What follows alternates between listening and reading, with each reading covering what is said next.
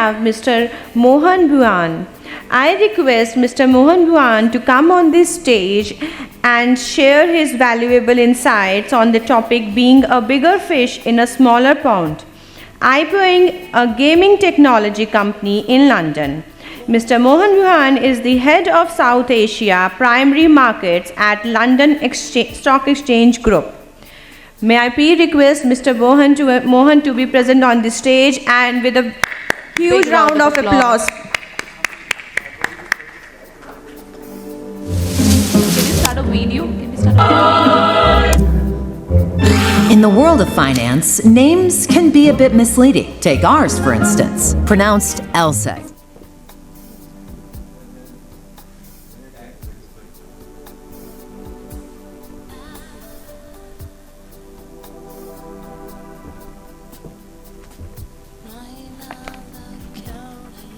No.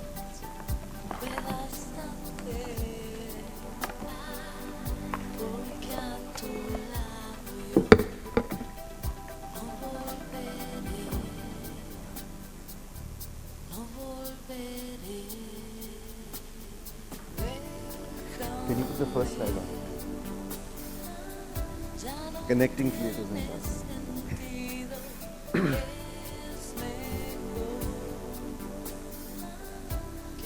Yeah, this one.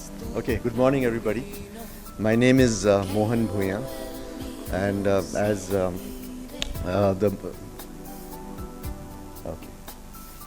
the compare said, I represent the London Stock Exchange Group, and I think many of you are wondering, as to what the heck is somebody from the London Stock Exchange Group doing in a gaming and animation conference. And the short answer to that is that at the London Stock Exchange we have 15 listed gaming companies with a combined market cap of just short of $5 billion. So we are very interested in presenting possibilities, connecting the creators in India with capital which is available overseas. Now, like all things, the London Stock Exchange Group, which I represent, we were not really aware of the gaming industry. And this is like, so let me tell you a story which began in about 2004, 2005, when a company called Party Gaming decided to do a massive IPO on the London Stock Exchange. And like all such stories, the story of Party Gaming has a very strong Indian flavor. So Party Gaming in 2005 IPO'd on the London Stock Exchange for a market value of, at that time, $8 billion. Right? It's a massive IPO. And what is the Indian flavor to that? 2 of the 4 founders of that company were Indian. One gentleman known as Amitabh Dixit, another one known as Vikrant Bhargav. Amitabh Dixit was a brilliant man. He was very much inspired by Sabir Bhatia's story of how he developed Hotmail and then sold it to Microsoft for, at that time, I think about $400 million. So he wanted to do something like that. I think he was from Dehradun. And so he teamed up with the 2 other founders who were Americans, an American woman and her husband. And they put up Party Gaming.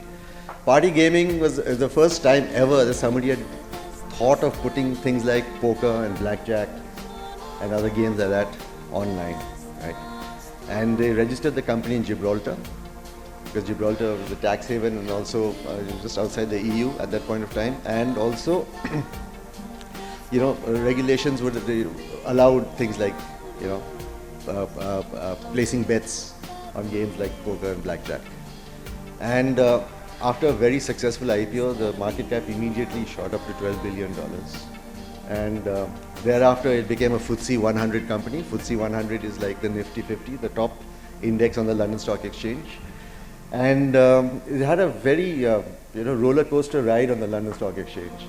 It was on the FTSE 100 for a long time. It went up and down. It fell foul at some point of time with US regulations. The US government put a big fine on it. In fact, Amitabh Dixit, I think, had to pay $300 million in order to get out of it. And then they sold down their stake in the company. The company was bought by another Austria-based company called Bhuyan.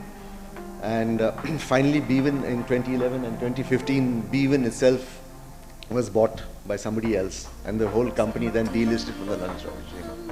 The point here I want to tell you is that it is possible to get funding from very large public institutional investors on a global exchange for a concept, which might come out from your head sitting in your garage, wherever you may be in Bangalore, Mumbai, or anything like that, right?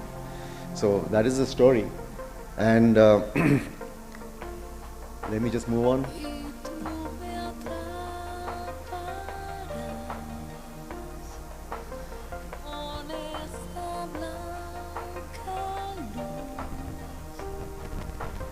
Just change the slide. Before I'm going to show you some slides on the whole funding business and how gaming companies, animation companies can be funded. But before that, I thought I'll just give you an idea of what the group is. Can you just graphic nahi aa raha? Okay. So the stock exchange gives its name to the group, but actually is a very small part of the group. We are a market infrastructure and data analytics and post-trade group. And the stock exchange began 375 years ago, but is actually now 5% of global revenues.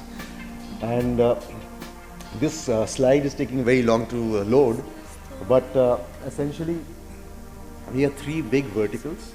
One is, of course, capital markets, where the London Stock Exchange sits.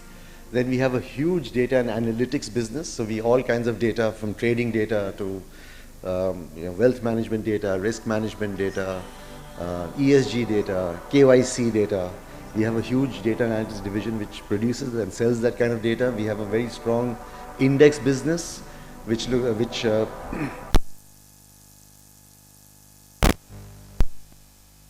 about 16 trillion $16 trillion of assets under management are benchmarked against some FTSE Russell index or the other. In fact, maybe later on this year, you'll probably hear an announcement that Indian government bonds will get into one of the FTSE's global government bonds indexes. So that means much more institutional capital will come into Indian government bonds than ever before. And we also have the post-trade, which is essentially a clearinghouse. More than $1 quadrillion worth of securities are cleared by the London Clearing House, which is part of the group. All this is a mouthful. I mean, it's very difficult to explain to you. Best that you listen and watch this video that we're going to play. Play the video.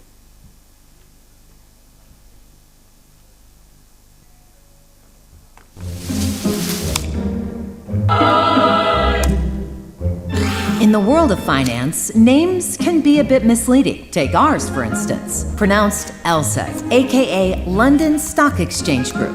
Sure, we're in London, but we're also here, and here. In fact, we do business in 190 countries. We're practically everywhere, except here. Well, not yet anyway. We're proud to be one of the world's biggest, most international stock exchanges, connecting capital with ideas for centuries. But that's just part of what we do. Today, we connect the news, information, insights, and systems to create possibility across the markets, partnering with almost every major financial firm in the world. You see, others do some of what we do, but not everything we do. Instead of LSEG, we could have called ourselves the London and practically every other place in the world stocks, bonds, currency, data, analytics, indices, risk management, clearing, exchange, multi-asset class group. But that's a little wordy. LSEG. I hope you enjoyed that. There's an element of animation there as well.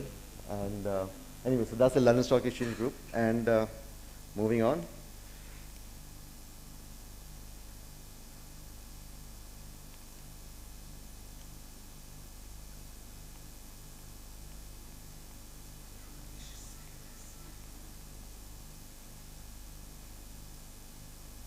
I think this is going to come one by one.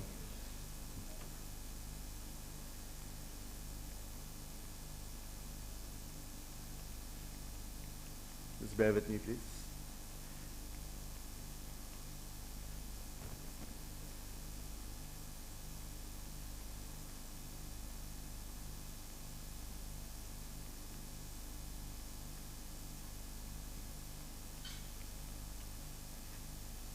Yeah. So this is again, as I was mentioning, the 5%, the London Stock Exchange. We have over 2,000 listed companies, and one of the main features of the exchange is that more than 700, more than a third of them are international. We've had over the years about 72 Indian companies have a presence on the London Stock Exchange, raising a total of about $15 billion. And we, of course, this is the equity side. You can look at, this is the total market cap of all the companies. Just to give you a perspective, the Indian capital market is at about 3.75 trillion. So we are almost double that. And on the fixed income side, we've had companies raise about, issue 14,000 bonds, raising over 5 trillion. And we also have a lot of investment fund companies listed. In fact, the world's largest investment fund company. So that's enough said about the London Stock Exchange. And let me just go back one.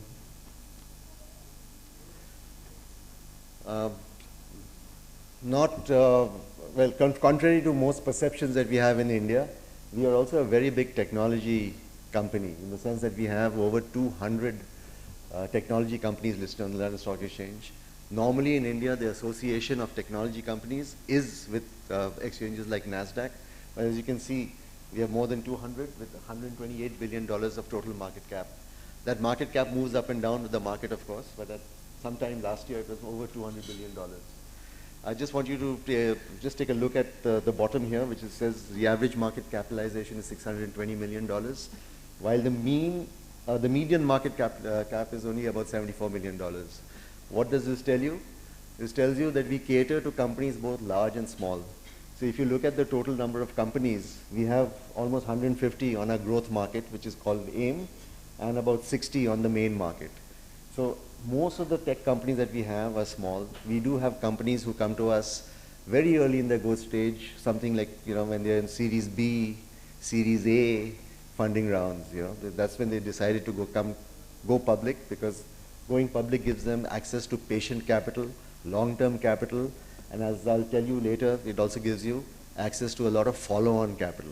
So you raise maybe 5 million pounds or 5 million or $10 million in an IPO, but as I'll give you some examples later, especially with gaming companies, you can go back to the market again and again and keep raising capital and then funding your development that way. So as you can see on the technology side, we have, we're pretty much represented everywhere.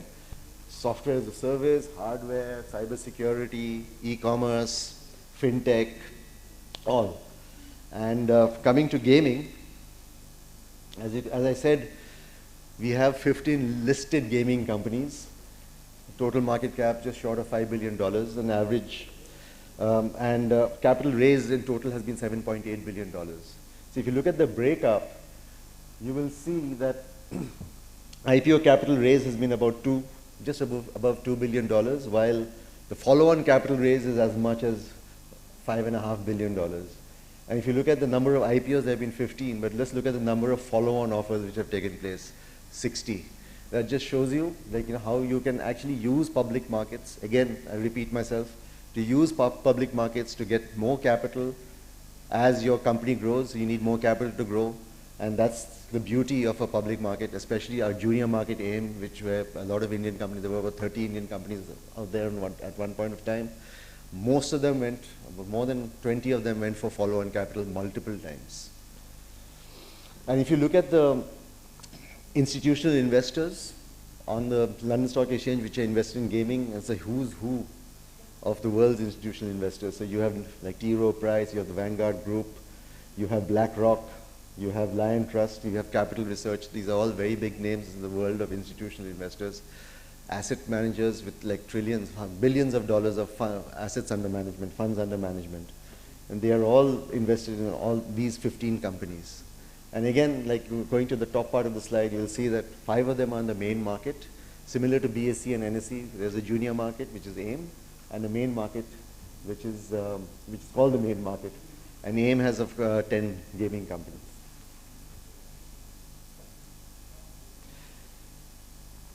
Before coming to India, let's just have a comparison with India.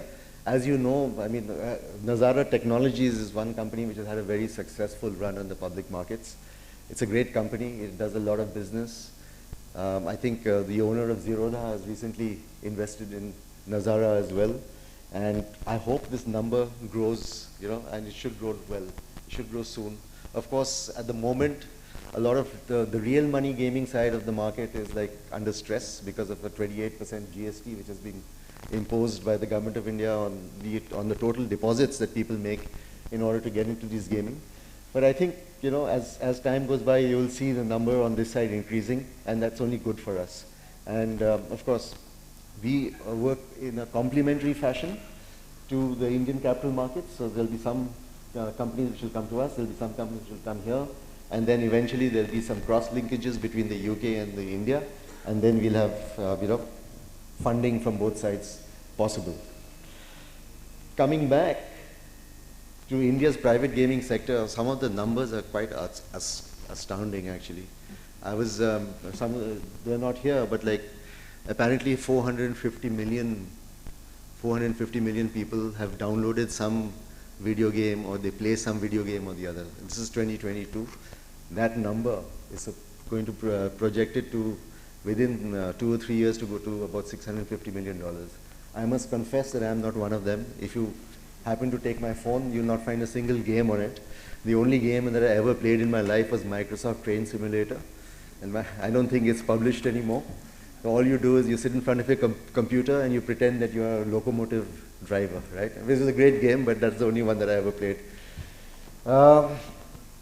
Some of the other numbers I think are also, quite outstanding. I mean, I was looking at figures from Data AI, and this is like, if you look at, from the Google Store, there have been like 9.5 billion downloads of games in India alone, and from Apple Store about 121 million. The total market size in 2022 is projected to be 2.6, or 2022 is over, but $2.6 billion projected to reach 8.6 in 2027. Maybe that is going to be affected by the GST on real money gaming. Maybe we are going to see a few companies fold up because they will not be able to, to bear that kind of cost. But I think if you leave aside real money gaming and you look at mobile games, and you look at video games, and you look at some of the things that Indian companies are doing with foreign gaming companies, where they're publishing on their behalf or they're writing software on their behalf, this sector will grow. So real money gaming might get squeezed a little bit. Some would say rightly so. Yeah, these are also, so this is the funding, right? This is the private equity funding which has been going. All of them are real money. All of them are real money games. And so this is what the skew has been in India, which is why we are interested in coming here into forums like this and saying that other possibilities are possible. In fact, if you look at the similar chart on the London Stock Exchange, you won't find any real money gaming in those 15 companies. We have a different sector for sports betting, etc., which is not part of that. But most of our gaming companies are mobile game players or video game players, or people like Keyword Studios who provide services to gaming companies.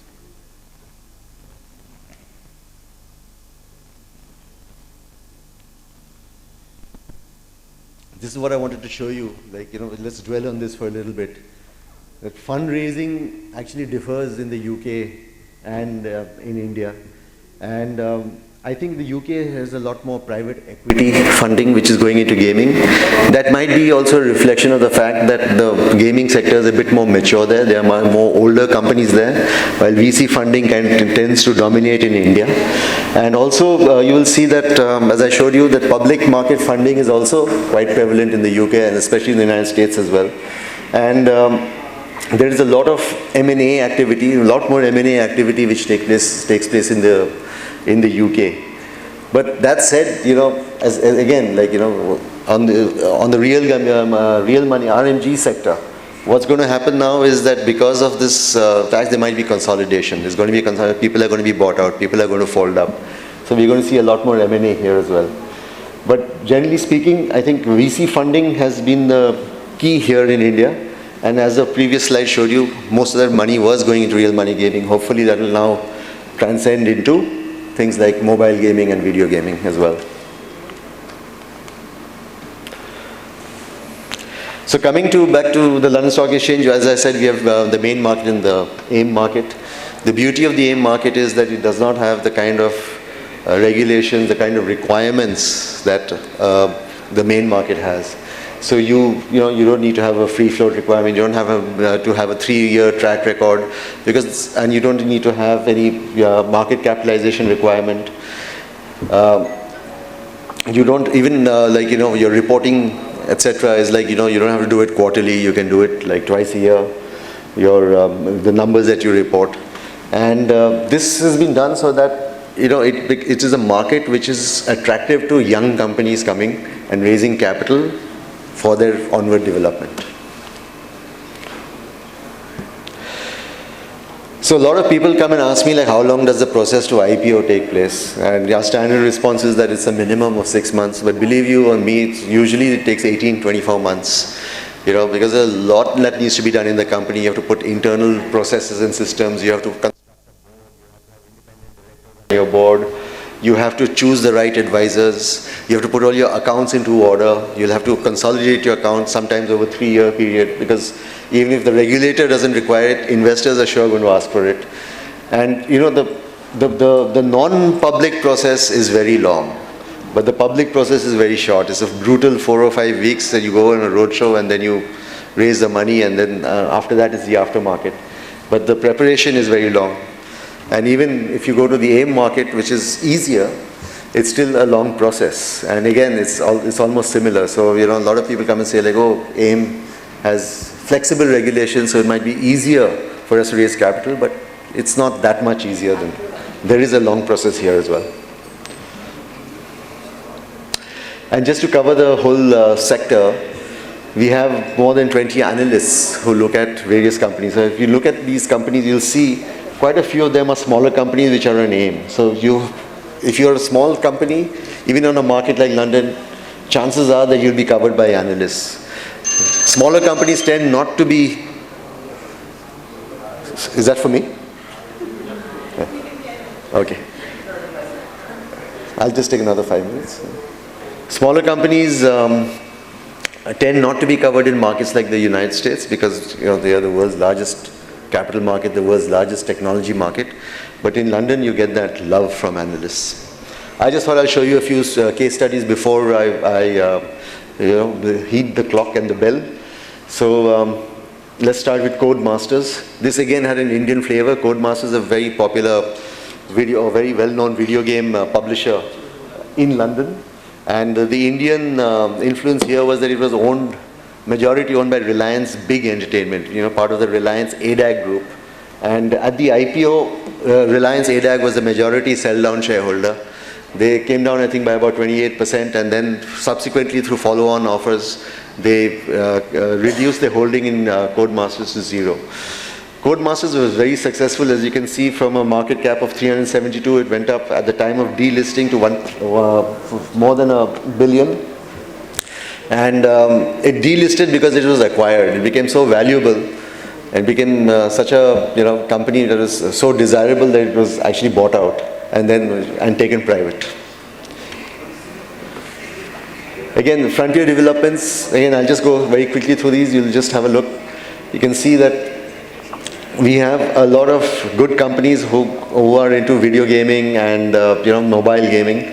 Most of them are video gaming companies. Again, this one, like, money raised at admission was a bare 6 million, market cap 58, current market cap is 124. If you look on the right hand side, you'll see the kind of investors which are there, and the valuation numbers on the right. Similarly, Keyword Studios. Keyword Studios is a marquee company at the London Stock Exchange. It by itself is not a gaming company, but it provides a lot of studio work, a lot of platforms for other gaming companies.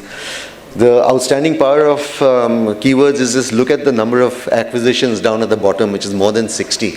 That's how it has grown. And it has grown to the size that it is by acquisition, and those acquisitions have been funded by numerous follow-on offers. Current market cap is more than $1 billion, $1.5 billion.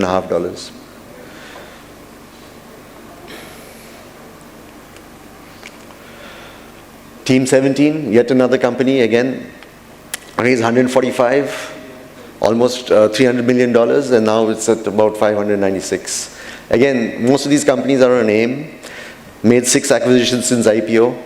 Again, the valuation numbers, as you can see on the right-hand side, fairly good value, like price to equity of 14, almost 15 times. And then look at the top 5 institutional investors, like all the solid names: Janus Henderson, Lion Trust, not very familiar names in India, but big names in the UK and in the West. Finally, I thought I should end to give you an international flavor. We attract US companies as well. Smaller US gaming companies, Digital Devolver is one of them, and Tiny Build, which is this one, is another. They came to us in 2021. They come to London and not go to NASDAQ because they want to be more visible. In the NASDAQ, a company of this size will be completely lost in the sea of technology and gaming companies. But on the London Stock Exchange, they are visible, they're covered by analysts, they have institutional investors. Investing is not just retail.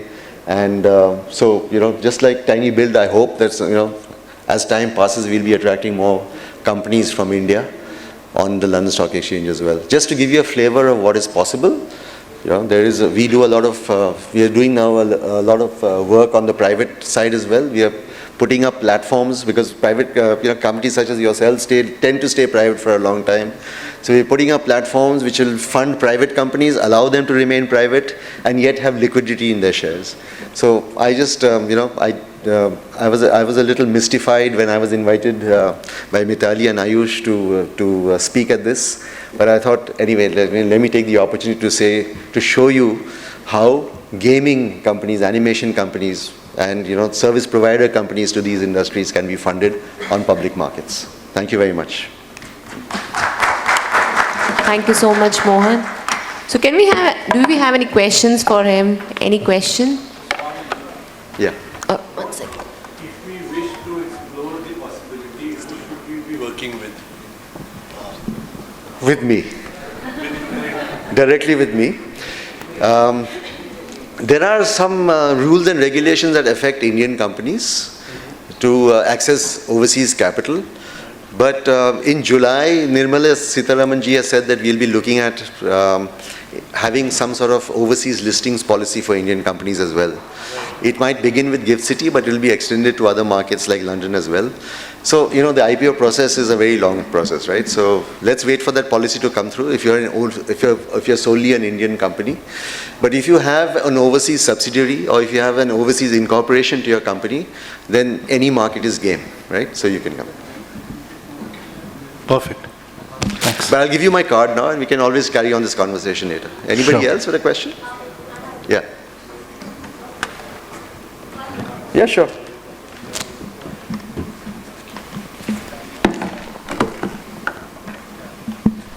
Hi, sir. So it's POV. If I'm having a startup company which is into gaming, and is there any slab to collaborate? Like you have to be at the profit level of this much, and your company should have this much of volume of employees, or you have to be reached on some slab valuations. Is there anything required to be a part of this? No. But you must remember that at the end of the day, you are trying to seek to raise money from public investors. They may be retail investors, they may be institutional investors, they may be mutual funds, pension funds, etc. So they will scrutinize your company, right?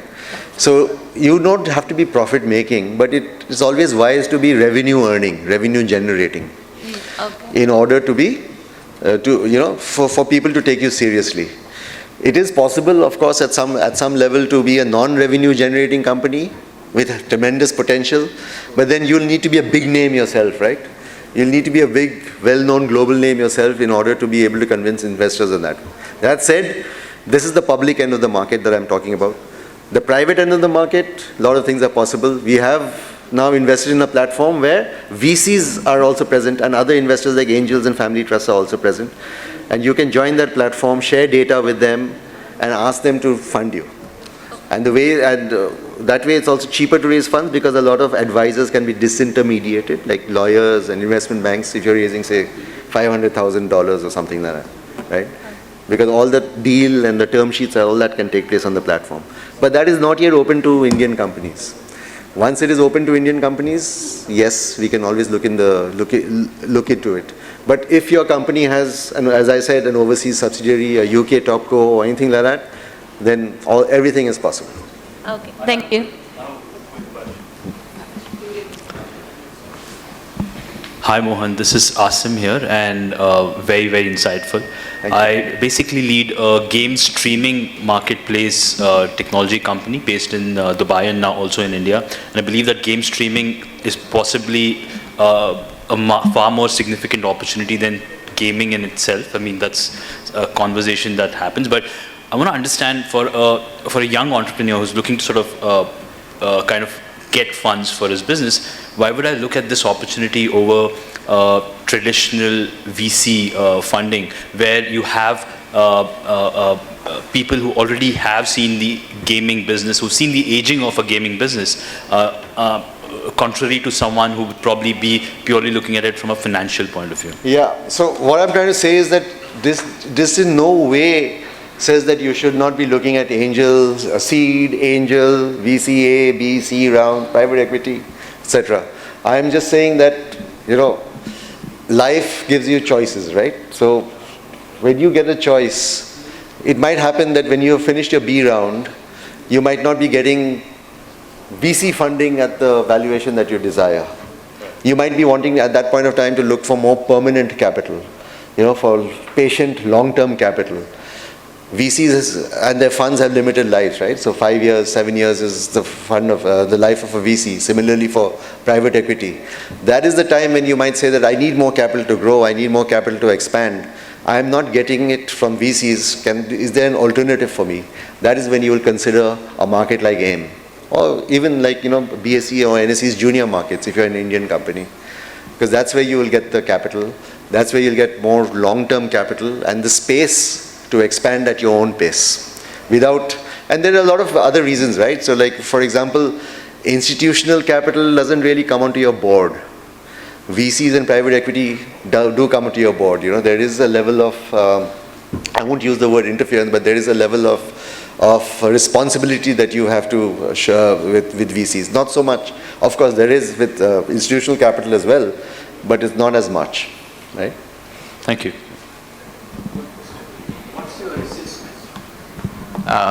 Why in India only one listed and then London is more? So what is your no, the potential in India is huge, right? As I was saying, like right now total revenues are something in the region of $2.7 billion in India alone, and that is projected in the next 5 years to almost hit $10 billion. So as companies develop, you'll have many more companies listed in India. Even on the London Stock Exchange, we've had like 15 or 20. So even for us, it's like, at a fairly young stage. But we've had companies from 2005 joining us. So now in India, it's a fairly early stage, but they will start happening. You'll see a lot more listed companies in India going forward. I hope at some point of time we will be able to fund them as well. Maybe they'll seek a dual listing on a London or a NASDAQ or wherever, where they'll be able to raise funds from overseas investors as well.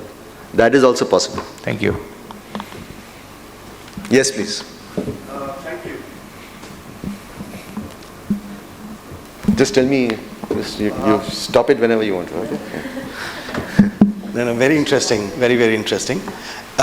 With the change of GST laws, with 28% GST now being levied for play-to-earn games, and there always has been a very fine line between what's called skill-based and earn as you pay. Earn as you play. What is the impact of that, you think, from an industry perspective, since a lot of those companies, at least the ones listed in India, and even outside, the ones, of course, have huge population of those games being London-listed company, but a lot of users from India being playing. What do you think is going to be a long-term repercussions, and of course, short-term immediate issues that these companies are facing, and how does that impact the fundraise for the next phase of their growth? Yeah, it's a very good question. First of all, let's just be clear that if you're in the real money gaming business, whether you are incorporated in India or overseas, the tax will still be eligible. Like you still have to pay the tax on that, the GST, the 28%. So let's leave that aside for a moment. So obviously what's going to happen now is that the sector had become quite big, and the sector was not expecting, they had a lot of high court decisions which said that, like, which made a difference between skill based sports or gaming and outright gambling, right?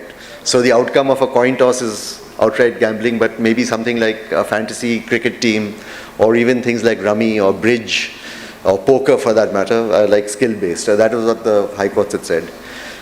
But as you know, in India, there's a lot of morality for things like, say, alcohol consumption, gaming, etc., right? So this did not really sit well. So what's happened is that they've put this 28%, right? It was not expected. The real money gaming sector did not expect this, even if it was going to be 28%, the top rate of GST, they did not expect it on the whole deposit. They expected it on the, whatever they have to, on the winnings. So I think what's going to happen is consolidation, first of all, that the big guys, I think, will survive, right? They will survive. They will have an opportunity to probably buy up some of the small guys. Some of the people who have just started on this journey, unfortunately, I think they will have to fold up because, you'll have to see. And then the unanswered question is, what is going to happen on the demand side? Are we going to see like a lot of people, of the 450 million people how many of these people are now going to like reduce their interest in real money gaming? We don't know the answer to that yet. That will play out over a period of time. But I think consolidation is going to happen. And the third thing which is going to happen is that real money gaming guys will also go into diversification. I'm not enough of a gaming, I'm only a Microsoft train simulator guy. I don't know what are the other things that they will be diversifying into, right? But I think diversification is also going to be the name of the game. And there will be like a lot of funding required for that. So then they will have to diversify not just what their businesses are, but diversify their sources of funding as well. I hope that answers your question. Yes, please. So, game of skill and game of chance. So, what Rahul was speaking about. So, game of skill is, the government has not included in the 28% RMG, it's separate, it's still 18%. And I don't see RMG dying anytime soon in India. IPL made 1800 crores, fantasy cricket made 22,000 crores.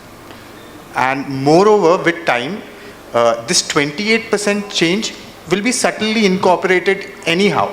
People will not feel that it's still 28%. Still, there are various factors around it, like the first deposit that you make, the platform fee, and when you withdraw it. So I feel it's going to stay in India. The hope factor when we play while gambling, and India with a massive population, the hope factor is, I feel it's 70 to 75%, where I put 10 rupees and I would like to win 20 rupees. It's going to stay for a long time, and with time it's going to ease out.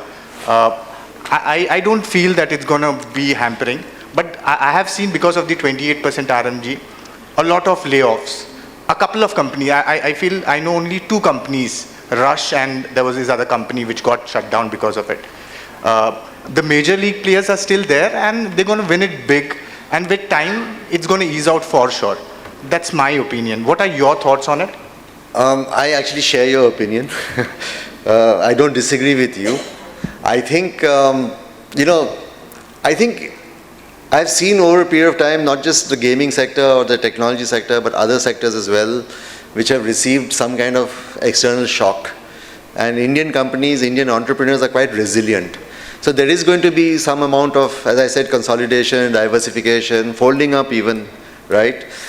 But I think there is going to be a way, like, for example, I think a lot of people will say like, okay, 28%, like how do we make it easy for our customers, right? So will they be able to, will some of the bigger companies be able to take part of the burden and not impose the 28%? They'll pay 28% to the government, but they don't have to take 28% from the consumer, right?